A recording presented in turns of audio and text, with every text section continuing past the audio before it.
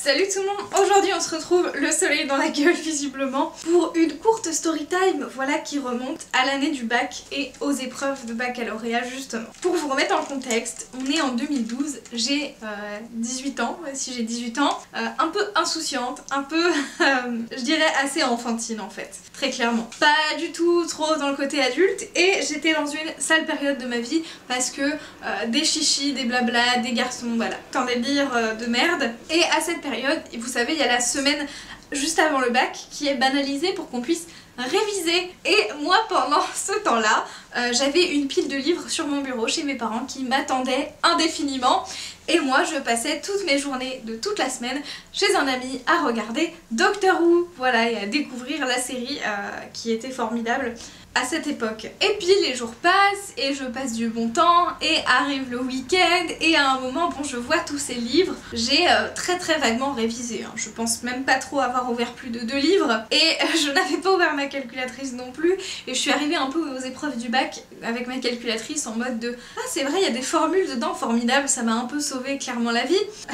Mais alors surtout, on commence le premier jour du bac, et c'est ici que cette histoire commence et s'arrête. Le lundi matin, jour des épreuves nationales, ma maman, un peu dans l'angoisse, qui me dit quand même t'as pas trop ouvert beaucoup de livres, tiens prends. Elle me tend le livre de philo pendant que moi je prenais mon petit déjeuner, assise à table avec mon petit chocolat chaud, mes biscuits, et qu'on attendait l'heure fatidique d'y aller. Elle me pose le livre sur le coin de la table, et j'étais pas trop encline à l'ouvrir juste pour regarder une page ou lire vite fait un truc au cas où. Et par mégarde, je fais tomber le livre au sol, dans un mouvement brusque de prendre une serviette ou je ne sais plus. Le livre tombe au sol et s'ouvre ouvert à une page contre le sol. Donc je me dis bon bah c'est un signe, tu vois, écoute il est ouvert, je vais lire que cette page et puis on n'en parle plus. Et il se trouve que cette page était sur le thème de la vérité. Et... donc bon, je lis ma petite page, pas très convaincue, je finis mon petit déjeuner. On part aux épreuves du bac et à l'époque je passais le bac dans un lycée privé qui m'a tellement plu et je pensais tellement pas avoir le bac que j'avais dit à ma mère si je redouble je veux aller dans ce lycée là en fait. Je n'ai pas eu à redoubler. J'ai eu mon bac du premier coup, sans rattrapage, à 10 et quelques des poussières, vraiment le rat des pâquerettes, genre le minimum, la nana n'en a pas fait plus. Arrivée directement à l'arrêt de métro là-bas, je me rends compte qu'en fait j'ai oublié ma bouteille d'eau. Alors que l'eau, et c'est toute ma vie, donc vraiment pour une épreuve de bac, la première de 4 heures en philo, bah très clairement c'est pas possible. Donc ma maman a couru jusqu'à un shop pour m'acheter une bouteille d'eau et me la ramener aux épreuves. Donc déjà ça partait mal en termes de stress et en termes de tête en l'air et tout ça. Je rentre dans la salle, tout va bien, je trouve ma petite place tout au fond de la classe, à droite, collée au mur, à côté de la porte, meilleure place au monde. Et en plus de ça, signe pour moi parce que j'ai fait toute mon éducation en fait, ma scolarité dans des écoles privées catho jusqu'à ce que je tombe dans le public et que ça parte en couille en fait. Donc mes meilleures années étaient dans le privé catho en termes de scolarité où j'étais encore bonne élève et où je m'en sortais bien. Donc déjà passer le bac dans ce genre d'établissement, c'était un signe pour moi, c'était une petite motivation en plus. Et depuis la salle où j'étais, je voyais Fourvière et la Vierge Marie. Voilà, donc à Lyon c'est un des bâtiments principaux, c'est une basilique qui est très belle et c'était très symbolique pour moi. Et du coup bah genre quand je buguais ou quand je faisais une pause ou que je mangeais un biscuit pendant l'épreuve, bah je pouvais toute la semaine regarder la basilique et c'était un double signe pour moi, même si je suis pas très croyante.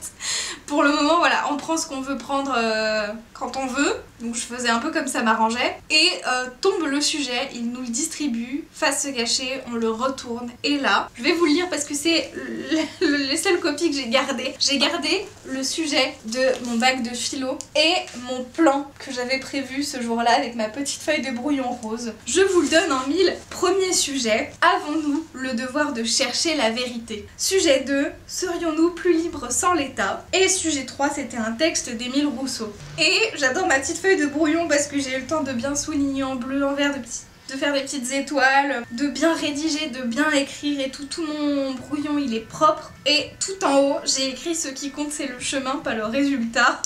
Et écoutez, On sent rien qu'à ma feuille que le sujet m'a fait plaisir et tout. Mais du coup, oui, un devoir de vérité extraordinaire. J'avais noté plusieurs petites choses. En quoi la recherche de vérité est un devoir. La quête de vérité peut-elle exister sans être un devoir. À la limite, plus je cherche la vérité, plus ou moins c'est un devoir. J'avais fait des références à Beckett. Références que je n'aurais jamais été capable de sortir si je n'avais pas lu le livre le matin même, très clairement. J'avais noté pourquoi chercher la vérité, morale et justice, nature de l'homme, se reposer sur des connaissances sûres pour se construire soi et la société, pour élever l'esprit humain, etc. pour ses enfants, enfin bref, tout un délire. Je crois que j'avais eu 14 ou plus, enfin c'était un scandale. Vraiment j'avais l'impression d'avoir hacké le game. C'est la seule copie du bac que j'ai gardée avec mon petit brouillon, n'est-ce pas émouvant?